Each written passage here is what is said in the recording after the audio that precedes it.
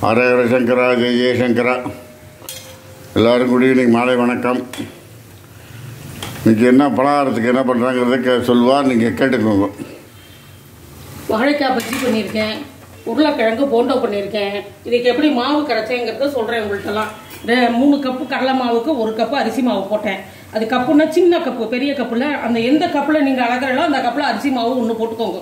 தேவையான பெருங்காயத்தூள், காரப்பொடினா தனி மிளகாய் தூள், உப்பு, டேபிள் சால்ட்டு போட்டு கொஞ்சமாக சமையல் சோடா கலந்து கொஞ்சம் இந்த பாருங்க என்ன பதத்தில் கரைச்சிட்டு இருக்கேன்னு பாருங்க. இதுதான் இந்த பதத்தில் கரைச்சிட்டு பஜ்ஜி மாவு நல்லா தோசை மாவு பதத்தில் இருக்கணும். இப்படி ஊற்றினா அப்படி வரணும். அப்படி இந்த பதத்தில் கரைச்சிட்டு பஜ்ஜி போடுவோம். பாக்கி உருளைக்கிழங்கு கொஞ்சோண்டு இருந்தது, அதை கறி பண்ணினேன்.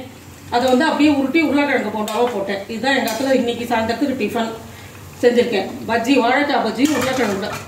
ஆரஞ்சு ஜூஸ் கலந்து வச்சுருக்கேன் குடிக்கிறதுக்கு. பஜ்ஜி சாப்பிட்டுட்டு குடிக்கிறதுக்கு ஆரஞ்சு ஜூஸ் போட்டு வச்சுருக்கேன். இதுதான் இன்றைக்கி எங்கள் இடத்துல டிஃபன் சாயந்தரத்துக்கு. கடல மாவில் இந்த உருளைக்கிழங்கு கறி அப்படி உருட்டி வச்சுட்டுருக்கேன் நல்லா. அதை போடுறேன். இதில்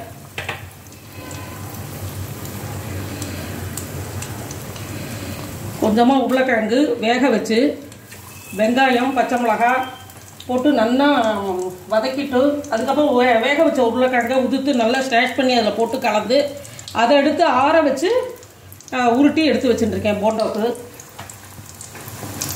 இதுதான் உருளைக்கிழங்கு போண்டோ. கடல மாவில் துவச்சி பஜ்ஜி போட்டுட்டு அப்புறம் உருளைக்கிழங்கு போண்டோவும் முன்னாடியும் போட்டிருக்கேன், இந்த பின்னாடியும் போடுறேன். இதுதான் இன்றைக்கி எங்கள் காலத்தில் பலகாரம். கொஞ்சமாக தேங்காய் சட்னியும் பொட்டுக்கடலை மேலிட அரைக்கலான்னு நினச்சிட்டு இருக்கேன். இதை இப்போ முடிச்சு விட்டு அவ்வளோதான்.